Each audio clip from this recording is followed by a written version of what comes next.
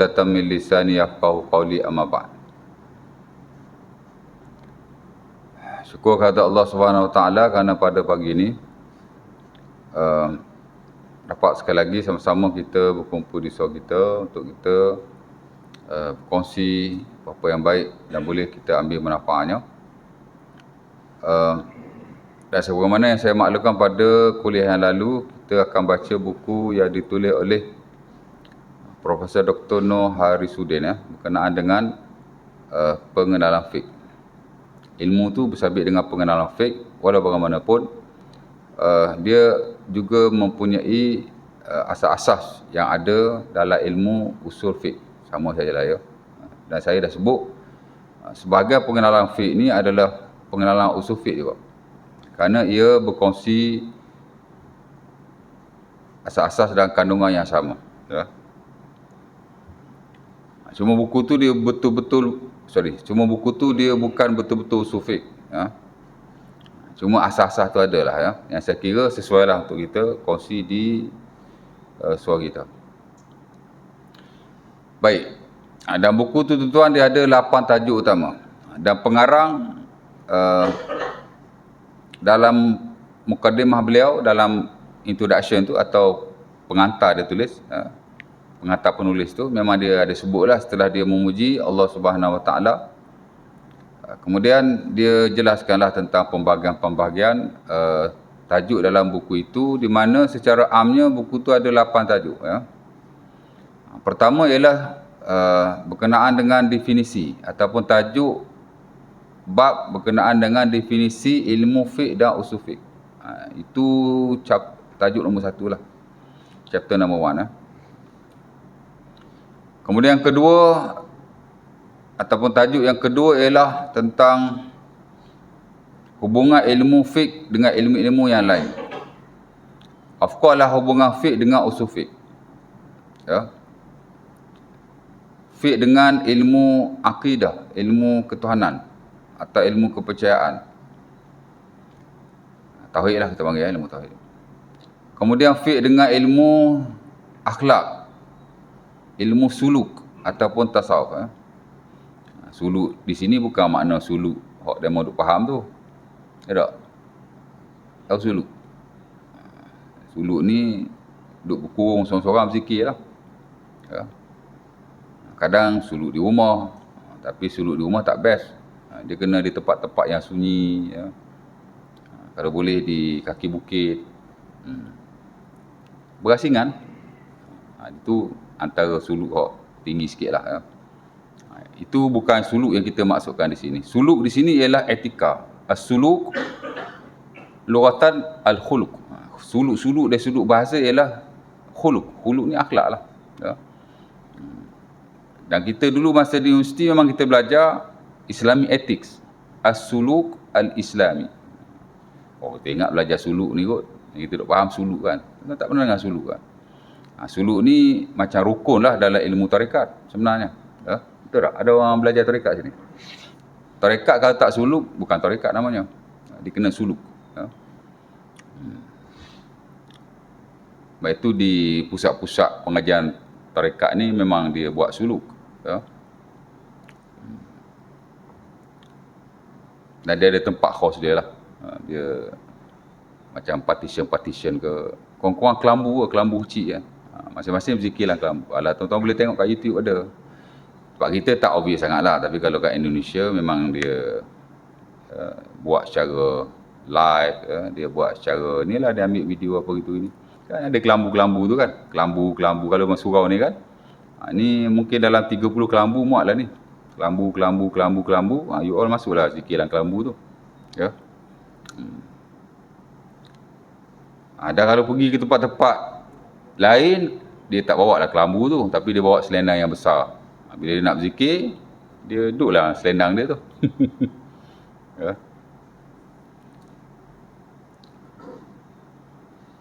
Saya dulu di surau saya pun ada seorang. Tapi perempuan. Bila nak berzikir, memang dia berzikir dalam selendang lah. Dia ada selendang besar. Dia duduk dalam selendang tu. Dia berzikir lah. Terketar-ketar lah selendang tu. Macam tu.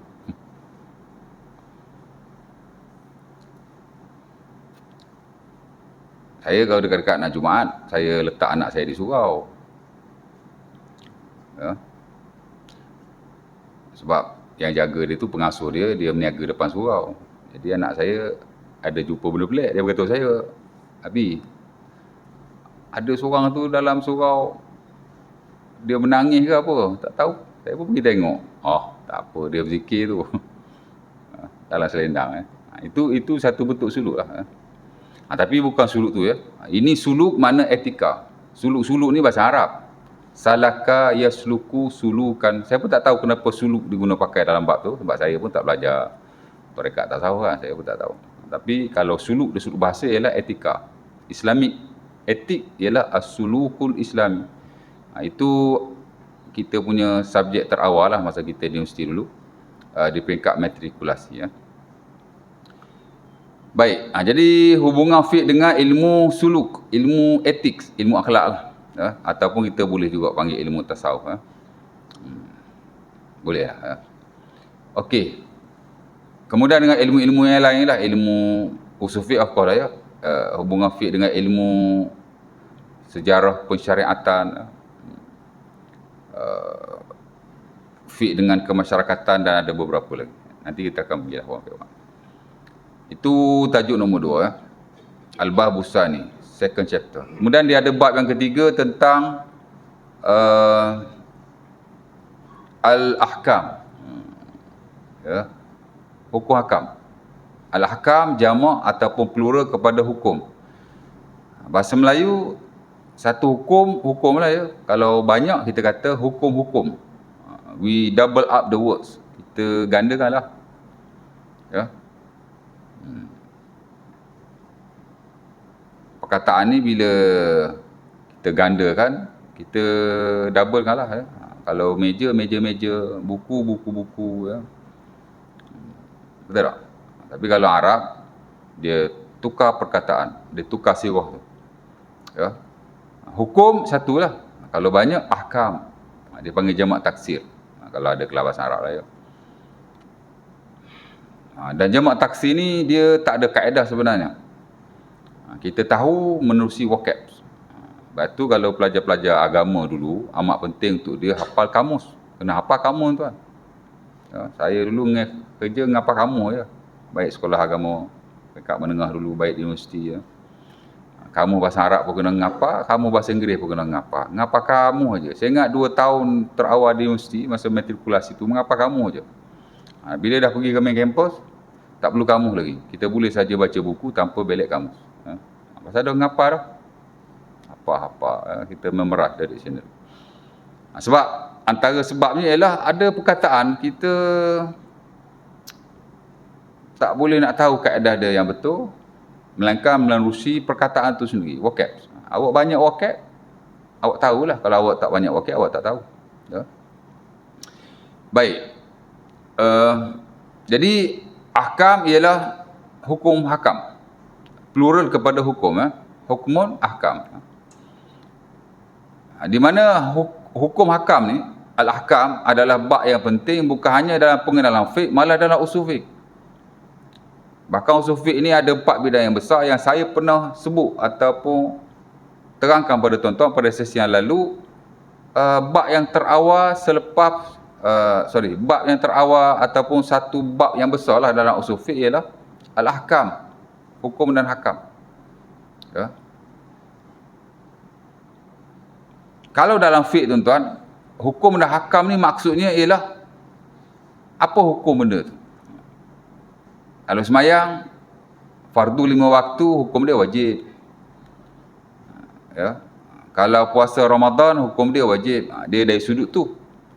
Mana kita nak tahu setiap perbuatan mukallaf itu ataupun yang dituntut dalam agama itu, baik dituntut untuk kita buat atau dituntut untuk kita meninggalkannya, apa hukum dia, apa status dia. Kalau dituntut suruh, wajibkah dia? Kalau dituntut untuk kita buat, maka kita kena tahu wajibkah dia atau sunnah. Kalau dituntut untuk kita meninggalkannya, kita kena tahu adakah dia haram atau makruh. Jadi hukum dalam fiqh nak tahu aspek-aspek berkenaan. Adapun dalam usul fiqh ni, bila sebut hukum, yang kita nak tahu ialah makna hukum tu sendiri. Kemudian bagaimana ulama mengeluarkan hukum. Itu objektif kepada usul fiqh. Kira macam fiqh ni macam produk, usul fiqh ni macam kilang. Ya, hatta kita akan lihat definisi dia, perbezaan antara fiqh dan usul fiqh. Ya. Dan kategori hukum secara spesifik. Dia ada hukum taklifi, dia ada hukum wada'i. Ya. Usul fiqh ni teknikal sebenarnya tuan. Kalau tuan-tuan belajar buku usul fiqh yang betul, dia teknikal. Paling ringkas buku usul fiqh yang tuan-tuan boleh beli dekat market, dekat Shopee ada. Usul fiqh yang ditulis oleh Ustaz Fawaz, itulah. Fawaz Fadil kan. Itu pun saya tengok pun paling basic dah tu. Tapi kalau tak ada bahasa Arab, dia agak suka nak hadam lah. Kerana syarat nak belajar usul fiqh memang kena tahu bahasa Arab. Ya. Kerana istilah dia semua istilah Arab yang tidak boleh diterjemahkan. Dia hanya terminologi, ya. Kemudian dihuraikan. Jadi kena ada basic bahasa Arab. Tapi kalau kita belajar secara surface, boleh aja faham. Sebab kita nak tahu maksud dia tu. Ya tak? Istilah tak tahu pun tak apa. Ya. Baik, jadi hukum di mana pengarang dalam buku ini akan menjelaskan apa definisi hukum, apa kategori hukum, ada hal yang berkaitan dengan nanti kita akan go through sampai malam. Kemudian bab yang keempat ialah babul adillah. Bab dalil-dalil. Sama juga, kalau satu dalil panggil dalil. Kalau banyak adillah. Tadi satu hukum, banyak ahkam. Kalau satu dalil, dalil lah. Kalau banyak, adillah. Dalil-dalil maksudnya. Ya tak? Ya. Di mana sama juga pengarang menjelaskan apa definisi dalil, apa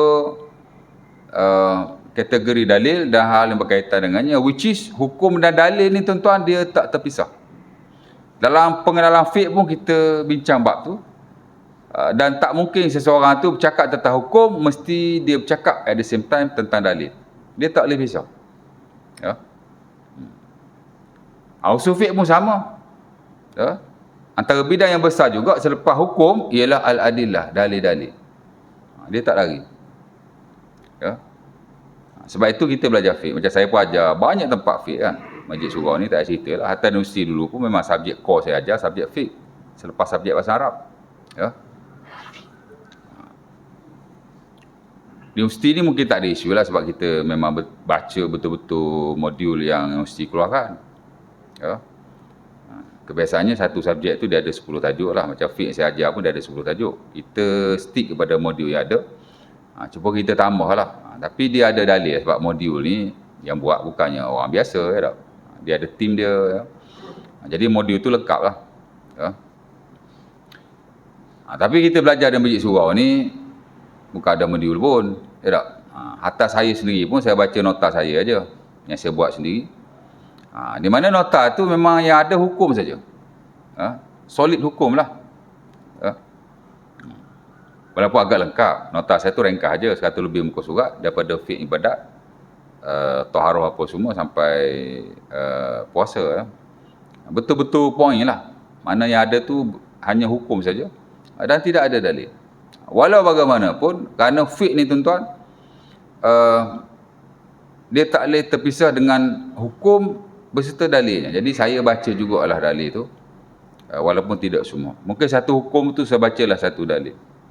Melainkan jika hal tu melibatkan perselisihan yang agak rumit lah, ataupun khilaf yang perlu dibaca atau diterangkan dalilnya. Terutama jika kita sebut ini pendapat yang terpilih di kalangan para ulama, mestilah kita sebut dalil. Dah ada dua pendapat. Ya tak? Pendapat yang the best, hot ni. Jadi kita kena sebutlah apa asas dan basis ulama yang kata hot ni lebih baik. Kena bagi tahulah. Kalau tak bagi tahu nanti tuan-tuan tak puas hati. Ya tak? Sebab jemaah ni sebagainya memang tak ambil kisah pun. Ustaz baca dalil ke, ustaz tak baca dalil, dia tak kisah pun. Ya tak? Tapi ada sebagian memang dia nak tahu. Dan alhamdulillah lah, sebagai tempat saya ajar fiqh tu memang mereka nak belajar betul. Bukan sekadar nak isi masa, nak tadah telinga macam kuliah-kuliah pada sesi yang lain, tidak. Memang dia nak suruh ustaz ajar fiqh. Dan saya ajar, alhamdulillah, sebagaimana yang mereka mahukan. Dan mereka pun memang nak belajar, masing-masing ada buku masing-masing. Adalah tempat yang begitu, walaupun ada yang tak ada pun. Ya tak? Macam surau di Taman Melati, ya, surau Ittihadiah. Itu memang jemaah memang betul-betul nak belajar. Lagi satu surau tu pun memang surau dalam tu aja. Jemaah dia dalam 30 orang tu aja. Ya. Dan dia pun tidak berkeluar setiap malam. Hanya ada beberapa malam saja. Sabtu Ahad memang ada. Kemudian hari biasa mungkin adalah sehari 2 hari. Dia tak banyak. Ya. Jadi memang dia pilih ustaz-ustaz yang betul-betul boleh mengajar dan mengikut kualifikasi masing-masing. Kalau ustaz ajar fiqh, latar belakang fiqh lah. Kalau ustaz ajar akidah, latar belakang akidah lah. Kalau ustaz yang ajar, tengok dia punya tu. Tapi dia memang nak belajar, ada bukunya, tak ada ajar cakap begitu, tak ada buku. Ya. Dan kita ikut buku yang kita pakai lah. Ya. Dan memang dia pilih ustaz berdasar pada qualification lah. Baik. Itu bab yang keberapa tu? Bab keempat kan. Jadi dalil ni amat penting sekali. Dan fiqh atau usul fiqh dia tak boleh dipisahkan dengan dalil. Sebab tu saya ajar, walaupun fiqh ni ikut orang awam ni tak perlu baca dalil pun. Dalil memang tak wajib dibaca. Tapi kerana ilmu ni dia tak boleh lari. Jadi kita baca jugalah. Dan kalau melibatkan perselisihan, memang kita akan baca lah. Terutama dalam isu-isu yang memang orang nak tahu. Dan banyak yang orang tanya pun semua orang yang dah tahu. Tuan-tuan dah tahu belakang dah, tapi tanya juga. Pasal nak tahu mungkin ada pendapat yang lain yang lebih bersesuaian dan boleh guna pakai. Ya? Dan saya ingat, kalau fiqh-fiqh yang lain seperti munakahat, muamalat, mungkin tak ada isu sangat lah. Tapi kebiasaan yang orang banyak tanya ni fiqh ibadat lah. Ya tak? Fiqh ibadat. Ya? Dan saya dalam banyak hal tuan-tuan, saya akan beri pendapat jika melibatkan isu-isu yang memang ulama khilaf atau berselisih, pendapat-pendapat yang lebih bukan hanya mudah difahami, tapi yang mudahlah untuk tuan-tuan amalkan. Ya. Baik. Itu yang keempat kan. Kemudian yang kelima, dia buat mari bab tentang al-mazahib al-islamiyah. Ya. The Islamic fractions. Mana kumpulan-kumpulan yang ada dalam Islam. Setengah orang dia tak suka sebut Islamic fractions. Hatta kami universiti dulu pun lecturer tak suka. Pasal fractions ni makna pecahan. Mazhab ni dia kata bukan pecahan. Tapi boleh aja ya. Dia Islamic sect. Mana grup yang ada dalam Islam ni ada banyak ikut ilmu tu lah ya. Tapi dalam fiqh pun dia ada grup-grup dia yang tertentu. Dan ini tak boleh tidak lah, memang ada lah ya. Dan sebelum timbulnya mazhab-mazhab yang ada dalam Islam, macam yang kita tahu Hanafi, Maliki, Syafi'i dan seumpamanya, sebelum pada tu dah ada di kalangan ulama-ulama tabi'in ya. Al-Auza'i ada fatwa dia yang tersendiri, dah ada pengikut-pengikutnya. Dan dia satu mazhab sebenarnya. Al-Hasanul Basri ya. Hasan Basri pun ulama fiqh yang masyhur di Kufah. Dan dia amat diikuti, di Basrah, sorry. Kita ingat Hasan Basri ni banyak yang kita dengar nukilan-nukilan tentang kerohanian. Dia mujtahid dan dia bidang yang dia sebenar ialah fiqh. Ya. Kita ada As-Sawri, ramai lagi tuan-tuan. Yang mana ulama-ulama ni memang ada aliran masing-masing. Ya. Dan sebelum daripada itu pun, sahabat-sahabat Nabi pun memang ramai yang mengikuti mereka. Dan boleh juga kita kata mazhab-mazhab para sahabat tidak salah sama sekali. Ya. Cuma pada waktu itu ilmu tak disusun. Memang ada pengikutnya tapi tidak strategik ataupun tersusun macam yang selepas daripada mereka bermula daripada imam-imam yang masyhur itu. Ya. Sebab sebelum tu memang dah ada dah. Kita panggil kalau pendapat Ibnu Abbas, mazhab Ibnu Abbas. Kalau pendapat Ibnu Mas'ud, kita panggil mazhab Ibnu Mas'ud. Sebab mazhab-mazhab ni makna ikutan. Pendapat seseorang yang diikuti oleh orang lain. Itulah mazhab. Ya? Salah satu maksud dia lah. Walaupun mazhab ni ada banyak maksud. Ya? Tempat berok, mazhab juga orang panggil. Tempat kita qada hajat tu, panggil mazhab.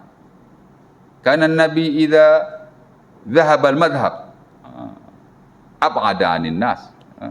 Kata Jabir tak silap saya, dalam sebahagian kitab sunan. Nabi bila zahabal madhab, dia pergi kepada madhab, dia akan jauh daripada manusia. Madhab di sini tempat qada hajat lah. Sebab madhab ni makna tempat orang pergi. Awak pergi ke situ disebut mazhab lah. Ya. Pendapat pun sama juga. Awak pergi kepada pendapat tu. Sebab tu dia sebut sebagai mazhab. Daripada zahaba yadhabu mazhaban. Zahaba ni makna pergi. Tuan-tuan belajar bahasa Arab kan, antara perkataan paling basic untuk kita belajar dan paling mudah sekali zahaba lah. Zahaba Muhammadun, zahaba Aliyun. Zahaba ni makna pergi. Mazhab ni daripada zahaba tu lah. Ya. Tempat kita pergi, itulah maksud. Ya. Baik, itu bab yang kelima. Kemudian bab yang keenam, dia masukkan tentang al-ijtihad wa taklid. Ijtihad dan taklid. Itu juga satu bab yang besar juga. Hatta dalam usul fiqh pun satu bab yang memang ada di kalangan 4 bab yang besar itu. Kita sebut al-ijtihad wa taklid. Ya. Ijtihad ni mana ijtihad lah, tak boleh nak terjemah. Perbuatan seorang mujtahid yang mengeluarkan hukum, itu ijtihad. Taklid orang awam lah, dia taklid saja pendapat imam-imam tertentu. Cuma Nur Harisuddin ni dia ulas lebih sikit, dia masukkan ittiba'. Ittiba' tu pun satu skop dalam taklid sebenarnya. Dalam bab ijtihad taklid tu, ittiba' pun termasuk. Nanti kita akan belajar. Baik. Jadi bab-bab yang ada ni memang bab yang dibincangkan dalam usul fiqh. Jadi dia tak lari ya.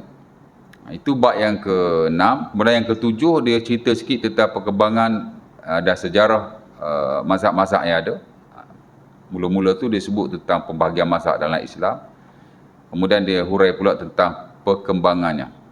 Bagaimana satu-satu aliran tu boleh berkembang secara dasarnya lah. Ya tak? Ulama dia tak buat mazhab dia sendiri. Kalau orang kata Imam Syafi'i buat mazhab, dia tak ada. Dia tak buat mazhab. Ya. Dan ulama pun tak pernah mengangkat diri mereka masing-masing. Tak pernah. Dia bagi satu pendapat, orang ikut. Dan bila ramai orang ikut, dia jadi mazhab lah. Ya. Sebab itu ulama-ulama seperti Imam Malik, Abu Hanifah, Syafi'i, Ahmad, hatta sebelum pada mereka di kalangan tabi'in, hatta sahabat Nabi pun, mereka bukan buat mazhab. Pengasas mazhab Syafi'i ialah Al-Imam Syafi'i rahimahullah. Kalau ada orang kata begitu, dia tak belajar sejarah mazhab lah. That is totally wrong. Kerana Imam Syafi'i bukan pengasas mazhab Syafi'i. Kita pun tak tahu siapa pengasas mazhab Syafi'i. Ya. Kerana imam-imam ni tak pernah mengasahkan mazhab masing-masing. Ya. Dan basic mazhab tu sendiri ialah bila kita ikut seseorang, kemudian dia diikuti dengan kelompok yang ramai, dia jadi mazhab lah. Ya. Tapi tak ada istilah mengasaskan mazhab. Ya. Walaupun ada juga orang guna perkataan itu. Ya. Hatta dalam bahasa Arab pun ada juga sebahagian lah dia tulis muassis ataupun alladhi assasal madhab Syafi'i. Dia tak tepat lah. Ya. Ada sebahagian tidak menerimanya. Konsep mazhab sebenarnya bukan begitu. Ya. Dia bukan mengasaskan. Dan ulama sama sekali tidak mengasaskan mazhab masing-masing. Ya. Baik.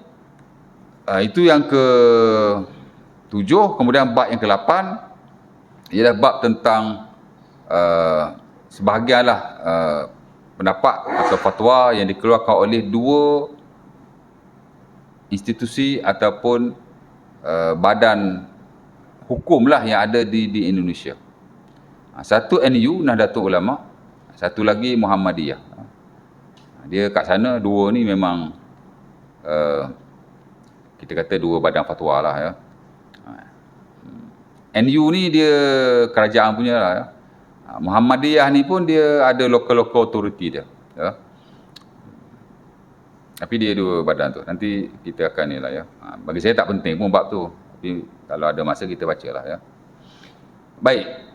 Itu secara am ya. Berapa minit dah? Baru 20 minit. Okey, saya pergi bab yang pertama lah ya, secara ringkasnya. Bab ni tuan-tuan ialah bab tentang definisi fiqh dan usul fiqh. Di mana tuan-tuan, bila seseorang itu belajar fiqh, tak kiralah fiqh apa pun, fiqh ibadat baik, fiqh muamalat baik, fiqh munakahat baik, fiqh jinayat baik, khususnya 4 bidang ni lah ya. Satu lagi dia ada qadha'. Qadha' ni dia masuklah jinayat. Walaupun ada sebagian ulama dia mengasingkan. Kita tak boleh lari daripada belajar tentang definisi fiqh itu sendiri. Sebab kita kata fiqh ibadat. Jadi mesti belajar definisi fiqh itu. Kita kata fiqh muamalat. Mana terus jam kepada muamalat? Tak ada. Mesti belajar tentang definisi dulu. Ya. Begitu juga dengan fiqh-fiqh yang lain. Kerana kita nak tahulah bila sebut fiqh ibadat, fiqh muamalat, fiqh jinayat. Ya. Fiqh-fiqh ni apa benda? Of course lah dalam ilmu ni, pengenalan tentang fiqh, mesti dia jelaskan makna fiqh itu sendiri. Di mana fiqh ni tuan-tuan, ia perkataan Arab. Yang mana hari ni kita orang Melayu pun guna fiqh. Dia mesti kita panggil fiqh lah. Kalau di peringkat kita ni kita panggil fiqh lah ya. F-E-Q-A-H. Betul tak? Fiqh, betul? Ke sadar bahasa anak? Tak silap saya fiqh lah. Ya. Dua-dua betul. Fiqh pun betul. F-I-Q-H. Yang saya lihat hari ni banyak penulis-penulis fiqh ni dia tulis fiqh saja. Yang mana dulu pun kita dah pakai fiqh. Kita mesti dulu zaman saya 20 years ago pun kita tak pakai fiqh. Ataupun kita tak panggil fiqh tak panggil. Kita panggil fiqh. Ya.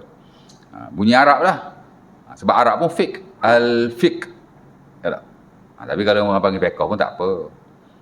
Fiqh ni bahasa Melayu. Fiqh tu bahasa Arab. Tapi dua-dua dia punya root memang bahasa Arab. Daripada al-fiqh. Ya.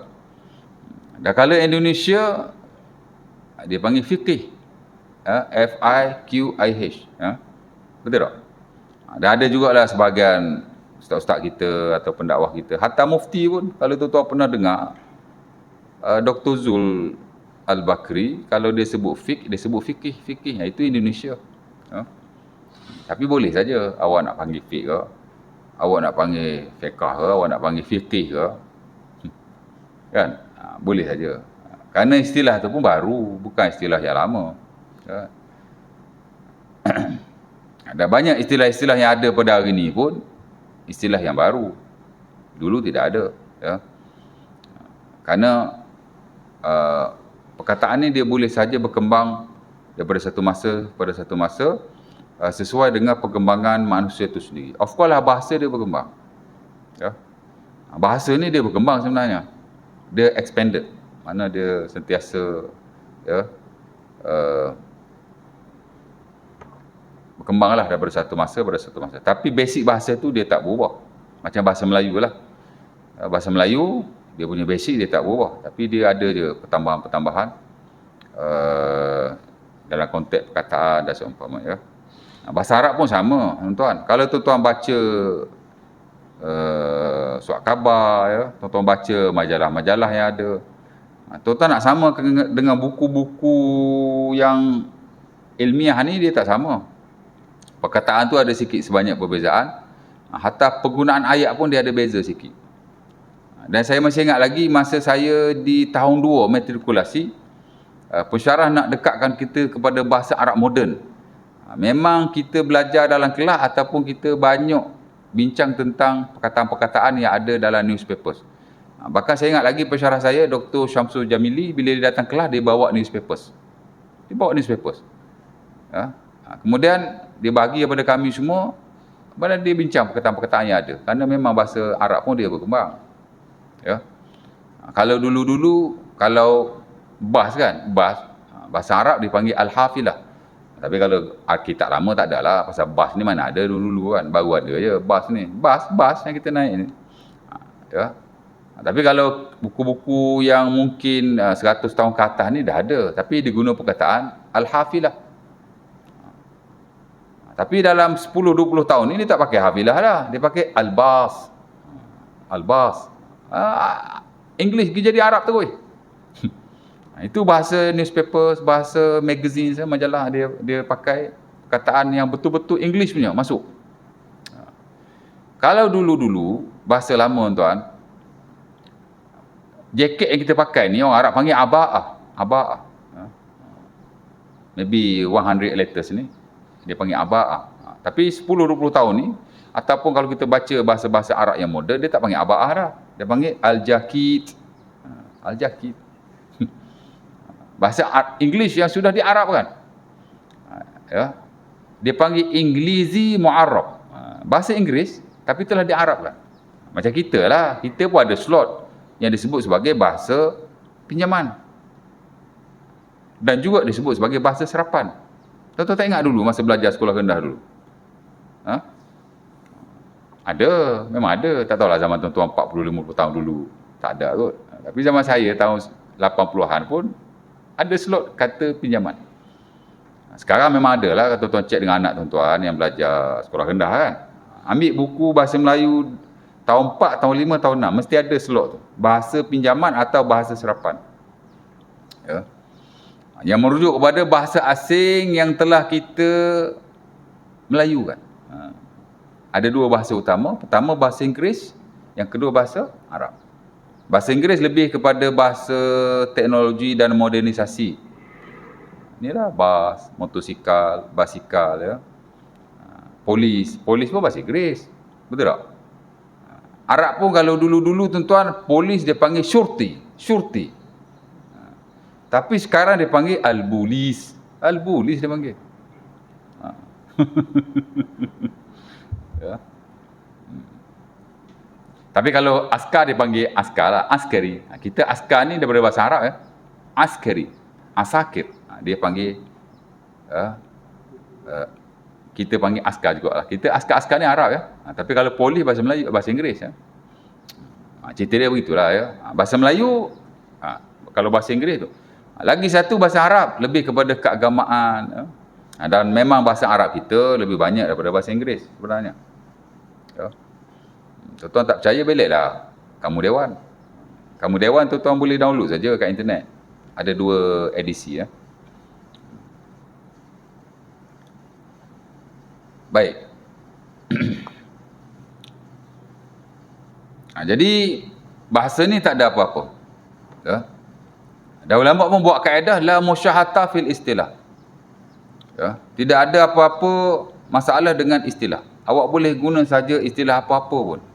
Kerana istilah ni hanya bahasa semata-mata dan dia boleh berubah daripada satu masa kepada satu masa. Of course lah kita belajar dalam fiqh tuan-tuan, language is no issue at all. Bahasa ni tidak ada masalah sama sekali. Ya. Dan kita juga boleh terjemahkan kepada mana-mana bahasa without limitation. Tak ada apa-apa limit pun. Hatta kalau ada istilah-istilah tertentu yang boleh diterjemahkan, kita juga boleh terjemahkan. Walaupun ada sebahagian orang kata tak boleh terjemah istilah-istilah yang fix dalam bahasa Arab, khusus dalam ilmu-ilmu tertentu. Kita nak terjemah, dia kata tak boleh, kerana ini istilah. Saya kata boleh saja. Because I learn about the translation dan saya memang qualified untuk jadi translator. Ada orang yang kata begitu, dia tak belajar translation pun. Dia pun tak qualified jadi translator. Ya. Boleh saja. Ya tak? Hadisun dhaif. Kita nak terjemah hadis lemah. Boleh? Siapa kata tak boleh? Diwartakan, tak boleh? Boleh. Sebab ada sebahagian ni dia kata tak boleh terjemah. Ini istilah, mesti kekal dengan hadis dhaif. Hadis tu kita tak terjemah lah. Hadis tetap hadis lah ya. Kerana hadis tu kata-kata, bila kita terjemah jadi rosak. Kata-kata yang lemah. Benda kata-kata yang lemah. Hadis memang kita tak terjemah lah. Hadis. Tapi dhaif kita boleh terjemahkan. Kerana dia boleh diterjemahkan dan boleh difahami dengan baik. Hadis yang lemah lah. Dhaif kan masuk lemah. Apa masalahnya? Ya tak? Ya. Tapi memang ada sebahagian ni tuan-tuan, dia memang suka menyempitkan apa yang diluaskan. Dan benda yang patut disempitkan, diluaskan pula. Kita tak ada. Kita cuba sebaik mungkin meletakkan sesuatu memang betul-betul pada tempatnya. Benda kalau open, kita kata open.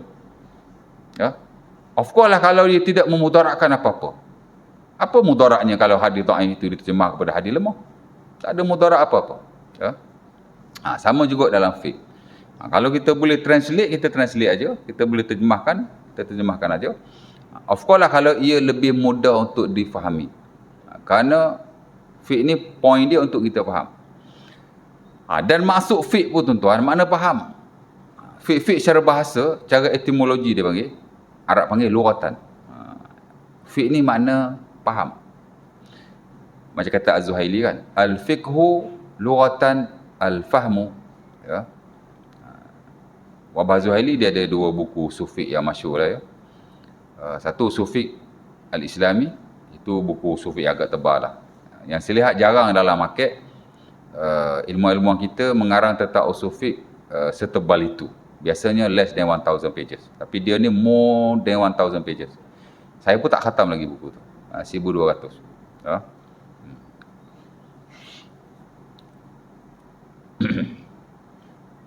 Ada satu lagi ringkasan dia lah, Al-Wajiz fi Usulul Fiqh. Ringkasan usul fiqh. Dia ada dua buku usul fiqh lah yang saya lihat.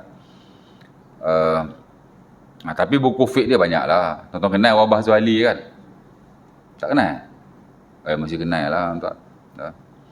Dr. Wabah Zuhaili ni dia arwah dah, meninggal beberapa tahun yang lalu.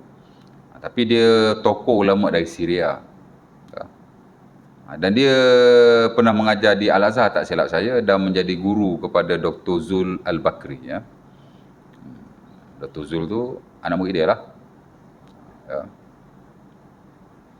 Dan dia memang banyak mengarang buku-buku ilmu. Dalam fiqh tuan-tuan, antara buku dia yang famous ialah Al-Fiqhul Islami wa Adillatu. Fiqh Islam dan dalil-dalilnya. Antara buku fiqh yang komprehensif lah. Semua mazhab ada dalam tu. Mazhab sahabat Nabi, mazhab tabi'in. Of course lah mazhab yang kemudian seperti Syafi'i, Hanafi, dia agak meluas. Dan satu lagi ialah Encyclopedia Fiqh. Fiqh Mawsu'ah dia panggil. Itu juga antara fiqh yang besar, malah lebih besar daripada fiqh Islami wa Adillah.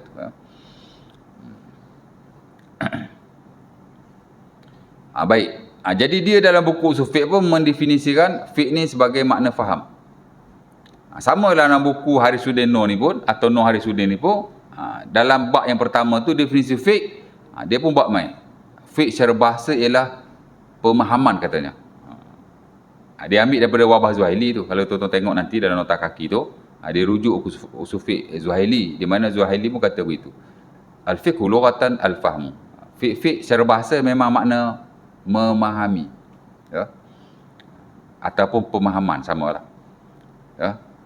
Dan orang Arab bila dia nak suruh faham, dia akan kata fiqh. Dan banyak ayat dalam Quran Allah Ta'ala sebut fiqh merujuk kepada faham.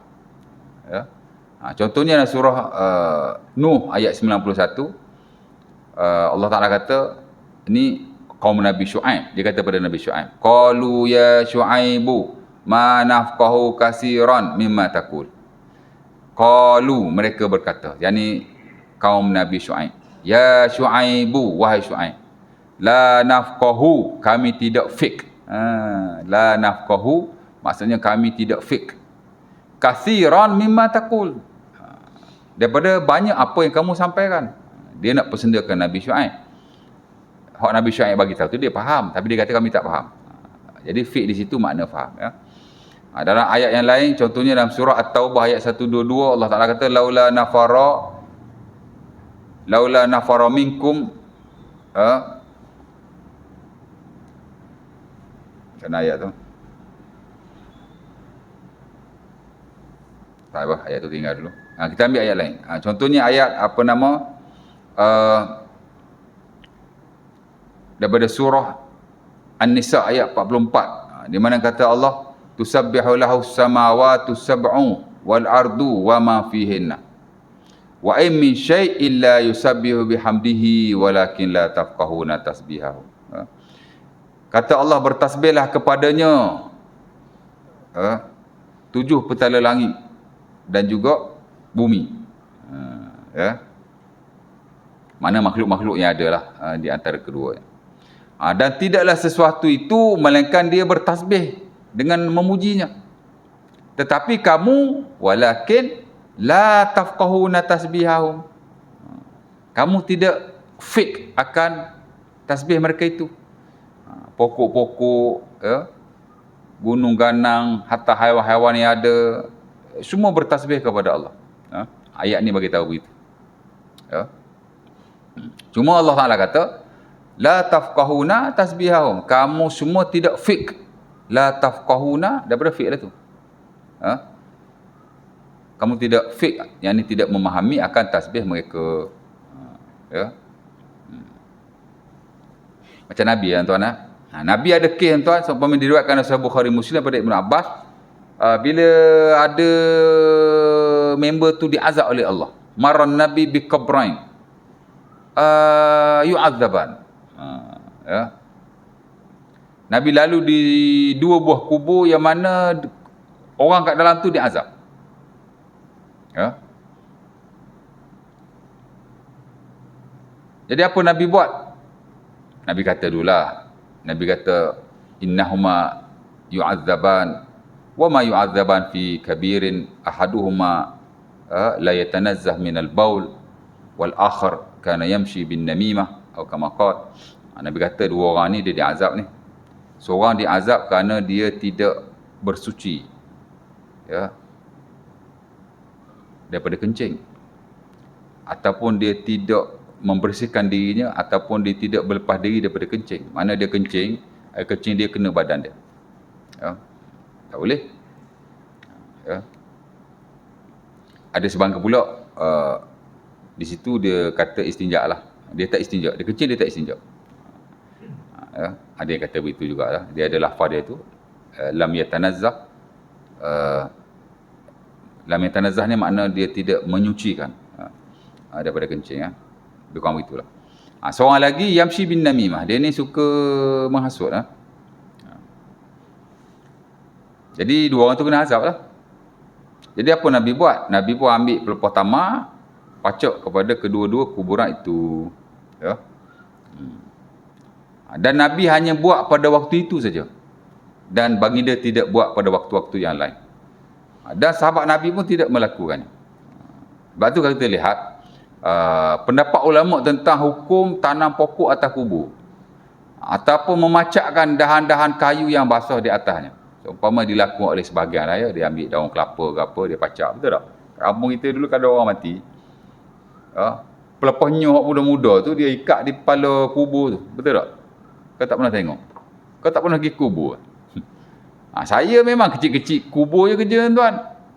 Saya kecil-kecil memang duduk kubur je. Sebab tukang ngaji kat kubur saya. Oh, dulu kalau dapat ngaji orang mati, best. Dapat kain satu lai, dapat duit RM30. Tahun 87, 88, tahun 90. Oh, banyak duit 30 ya tuan. Mana nak cari? Ya. Saya memang tukang baca Quran di kubur zaman saya kecil-kecil dulu. Ikut orang. Saya ikut arwah tuan guru saya.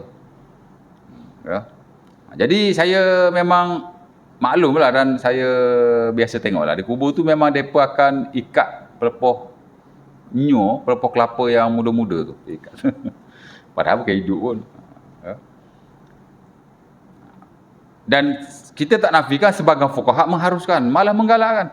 Kerana mereka kata, pokok ni bertasbih kepada Allah Subhanahu Wa Taala dan si mati mendapat manfaat daripadanya. Hatta Nabi lah hadis tu pun Nabi kata. Nabi kata la'allahu ma yukhaffafa Nabi kata la'allahu yukhaffafa ma lam yaibisa. Nabi kata mudah-mudahan keduanya akan diringankan azabnya selagi mana dia kering, selagi mana dia basah. Ya. Jadi dia kata haruslah kita pacak, kita letak yang basah-basah ni kan. Jadi dia bertasbih. Sebahagian berkata begitu. Tapi sebahagian lain kata tak. Dia kata tidak sunnah. Bahkan saya tak nafi sebahagian membida'ahkan. Pasal apa? Pasal dia kata pertama, ini saja kesnya yang mana Nabi melakukannya. Waktu lain tak ada. Oh, berapa ramai Nabi orang mati zaman dia. Dia tak buat belaka pun. Kalau dia bermanfaat, nescaya dia akan meletakkan every single grave. Dia akan letak on every single grave. Mana? Tapi tak. Dan dia akan dilakukan juga oleh para sahabat Nabi dan seumpamanya. Jadi dia standard jadi satu sunnah lah. Tapi dia kata tidak. Itu dia punya argumentation dia lah. Dan yang kedua dia kata, jadi dia kata macam ini adalah apa nama? Khusus pada Rasulullah lah. Sementara katanya Nabi tahu orang tu dia azab. Jadi Nabi buat begitu. Kita tak tahu dia azab. Dan yang ada hubung kait dengan fiqh kita ni atau subjek kita ni ialah ulama berdalilkan dengan ayat ini. Di mana Allah Ta'ala kata semua benda berzikir pada Allah. Dah? Jadi awak letak daun kering ke, awak letak daun basah ke, mana tidak ada apa-apa. Jadi seakan-akan menguatkanlah pendapat ulama yang mengatakan bahawa this is special only for the prophet. Ini hanya khusus kepada Rasulullah sallallahu alaihi wasallam. Ya. Jadi Nabi pacak tu itu syafaat Rasulullah kepada kedua-duanya. Dia tidak diazab atau diringankan azabnya selagi mana dia tidak kering. Bukan kerana pokok tu berzikir. Kerana pokok ni tuan-tuan, dia kering ke, dia basah ke, dia sentiasa berzikir kepada Allah base kepada ayat yang kita baca ini. Ya, surah An-Nisa ayat 44. Jadi di situ ada perkataan fiqh. Ya. Nampak? Kemudian adalah beberapa ayat yang lain, antaranya surah At-Taubah 122 itulah yang sebut tuan-tuan. Di mana Allah Ta'ala kata, janganlah keluar semua. Ya, sebahagian belajar untuk mengajar orang lain. Liyatafaqahu fid din wa liyunziru qaumahum idza raja'u ilaihim la'allahum yahzarun. Ada perkataan liyatafaqahu. Liyatafaqahu daripada fiqh lah. Pasal apa jangan pergi semua? Sebahagian belajar. Sebahagian fiqh. Yang ni dia kena belajar lah, dia kena faham. Supaya dia boleh mengajar orang lain esok hari. Ya. Jadi sebab itu Rasulullah SAW tidak hantar semua pergi berjihad. Sebahagian memang duduk di masjid Nabi untuk belajar. Ya, antaranya macam Abu Hurairah, ya, macam Anas bin Malik. Dia sentiasa melazimi Rasulullah SAW di majlisnya atau di masjidnya untuk belajar dengan Nabi. Dan hasilnya tuan, sebahagian daripada ilmu yang disampaikan oleh Rasulullah SAW disampaikan olehnya. Kerana dia melazimi Rasulullah most of the times. Ya. Jadi cerita dia gitulah. Jadi definisi fiqh secara bahasa kita dah baca. Dan tuan-tuan boleh rujuk buku tu, sama saja. Mana dia mula-mula sekali, bab yang pertama dia huraikan fiqh dari sudut bahasa sama macam yang saya baca. Sebab saya pun baca buku tu juga tadi. Itulah yang dihuraikan. Dan tak lari tuan-tuan, mana-mana buku pun bila dia menghuraikan tentang makna fiqh secara bahasa, cara etimologi, dia akan merujuk kepada definisi yang sama, al-fiqhu al-fahmu, fiqh ialah faham, dan dia menggunakan ayat-ayat yang sama. Cuma ada banyak ayat. Cuma yang saya lihat ayat yang dia petik selalu ayat itulah surah Hud ayat 91, ya. At-Taubah ayat 122 dan An-Nisa ayat 44. Ya. Dan mungkin lagi ada ayat yang lain. Dan saya mengajar fiqh di mana-mana, dari sudut intro pun saya baca definisi yang sama dan juga ayat-ayat yang sama. Ya. InsyaAllah ta'ala 40 lebih. Ya. Boleh berhenti ya? Ada nak tanya apa-apa tak? Ada soalan? Hari ni macam tak ada orang. Orang cuti kot. Betul tak? Abang Zubir pun tak ada? Haji Zubir tak ada? Ada? Mana ada? Ingat dia? Tak ada dia.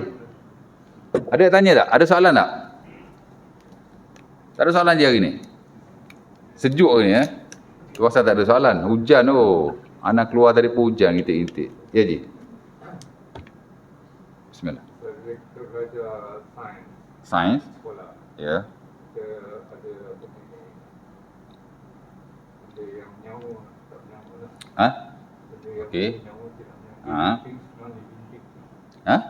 Living things, Okey. non-living things. Alright. Jadi yang kita tahu living things ni, pokok ke binatang. Non-living things ni macam benda lain lah. Untuk rumah ke. Macam metal apa semua tu lah. Ya, stones. Ya. Jadi dalam Islam ni macam mana? Maksudnya? Non-living things ni macam mineral, misalnya kata apa tu? Gunung ganang. Kan? Consider non-living things lah kan? Yalah. Jadi gunung ganang ni dia ada nyawa ke? Kalau kita kata non-living things tu tak ada nyawa ni kan? Apa maksud non-living thing tu kalau dalam sains? Mana benda tak hidup lah kan? Mungkin benda tak hidup. Tak hidup maksud tak nyawa lah kot. Apa maksud nyawa? Nyawa ni maksud macam bernafas, makna dia macam tu lah kan? Macam tumbuh-tumbuhan. Dia pun sebenarnya dia bernafas. Tapi cara dia lah. Betul tak? Dia bernafas tu, dia tarik oksigen. Kalau siang dia tarik oksigen. Kalau siang dia tarik carbon dioxide. Dia keluarkan oksigen. Kalau malam terbalik pula. Dia keluarkan carbon dioxide. Dia tarik oksigen. Macam tu lah kan? Photosynthesis. Jadi tumbuh-tumbuhan memang hidup lah. Hidup dari sudut dia Bernafas juga tu, tapi cara dia lah. Manusia hidup, kerana kita pun bernafas ya. Haiwan apa itu ini. Tapi kalau macam benda-benda yang tak hidup ni, tak tahulah kan sains macam mana, tapi benda-benda yang macam tu lah, macam stones, dia tak hidup katanya, betul tak? Tapi dia menyawa ke tidak? Tak menyawa lah tu. Gunung Gana. Ya, betul. Tapi sebenarnya semua benda tu, walaupun dia tidak hidup, sains kata non-living things, tapi sebenarnya dia berzikir pada Allah juga tu. Batu berzikir pada Allah. Pokok-pokok lebih-lebih lagi dah ada berzikir pada Allah. Ya tak? Dan semua makhluk yang ada ni, tak kisahlah yang sains classify living things, non-living things, dia semua akan jadi saksi kita tu. Ya? Macam Nabi kata dalam bab azan tu kan, bila azan Nabi suruh kuatkan suara. Pasal apa? Pasal Nabi kata la yu'azzinu mu'azzinun illa syahidalahu yaumal qiyamah. Tidaklah azan seseorang itu melainkan dia akan menjadi saksi pada hari kiamat. Itu hadis Abu Sa'id yang diriwayatkan oleh Bukhari ataupun Muslim. Salah satu daripada kedua yang tak silap saya. Tapi dia hadis yang top dan sahih. Hatta ada riwayat Nabi kata la yashhadu tidak bersaksi benda-benda macam itulah. Syajarun, pokok Nabi kata. Wala wabarun, hajarun, batu. Wala yabisun, benda-benda kering. Dia akan jadi saksi pada hari kiamat. Maknanya benda ni memang kita kata macam non-living. Tapi esok-esok dia akan jadi saksi kita tu. Macam mana tak tahulah kan. Ya. Cerita dia macam tu lah. Tengok Nabi Musa kan. Tuan-tuan, kalau saya tanya, apa hukum mandi bogel? Depan orang haram lah. Ini cerita lah tandas. Betul tak? Seseorang pakai kain basahan itu lebih baik, lebih afdal, sepakat para ulama. Tapi kalau tak pakai kain langsung, ya, totally naked, mana memang tak pakai kain lah. Orang Arab panggil urian. Mana apa hukum? Ya. Memang kita tak nafi sebagai ulama menghukumkan makruh. Ya. Adalah hadis-hadisnya. Hadis Bahaz bin Hakim tu, Nabi kata Allah ahqqu ayyustahya minhu minan nas. Kalau awak duduk seorang macam mandi ke apa, malulah pada Allah. Mana pakai kain tu lebih baik kan. Tapi kalau tak pakai kain. Majoriti kata makruh based on that hadis, dan mungkinlah ada alasan-alasan yang lain. Ya. Tapi sebahagian atau segelintir daripada dia kata harus. Pasal dia kata harus. Sebaik-baiknya memang pakai kain basah lah. Janganlah kita urian. Tapi kalau kita nak urian juga, dia kata harus. Pasal apa dia kata harus? Ya. Pasal dia kata, ni ada orang Sufi ni, dia panggil syar'u man qablana. Apa-apa nas yang merujuk kepada Nabi atau kaum terdahulu yang disebut oleh Rasulullah SAW dan Nabi tidak mempertikaikannya, ia dianggap sebagai syariat dan hukumnya harus. Contohnya Nabi Musa dia mandi bogel. Dan Sahih Bukhari tu dia mandi bogel. Kain baju dia letak atas batu. Tiba-tiba baju tu buat lari baju dia. Kata non living, macam mana batu tu boleh buat lari baju dia? Sains kata non living lah. Kita pun boleh kata non living. Tapi aspek macam mana saya pun tak pastilah. Mungkin dari sudut dia ni tak menyawa atau seumpamanya. Tapi dia ada nilai juga tu. Esok dia disaksi kita. Ya. Macam kes ni pun dia buat lari Nabi Musa punya baju. Cerita dia orang Yahudi kata Nabi Musa ni ada penyakit kulit. Jadi Allah Ta'ala nak tunjukkan kepada orang Yahudi bahawa badan Nabi Musa ni tak ada penyakit. Jadi time Nabi Musa mandi bogel tu, batu buat lari lah baju dia. Jadi dia kejar batu tu. Bila dia kejar batu tu, orang Yahudi nampak Musa dah kena bogel. Dia kata Musa kulit cantik. Tak ada penyakit rupanya. Ada hikmah dia jugalah ya. Itulah saya boleh jawab. Nak lebih-lebih tak kerti saya kan. Ya. InsyaAllah ta'ala. Boleh tu? Aku Luqman Razak. Assalamualaikum warahmatullahi wabarakatuh. Next nanti kita lihat pula definisi fiqh dari sudut syarak lah ya. Ada usul fiqh juga. Dari sudut bahasanya dan dari sudut syaraknya. InsyaAllah ta'ala. Aku Luqman Razak. Assalamualaikum warahmatullahi wabarakatuh. Kita tangguhkan majlis kita dan sebagai kafarah.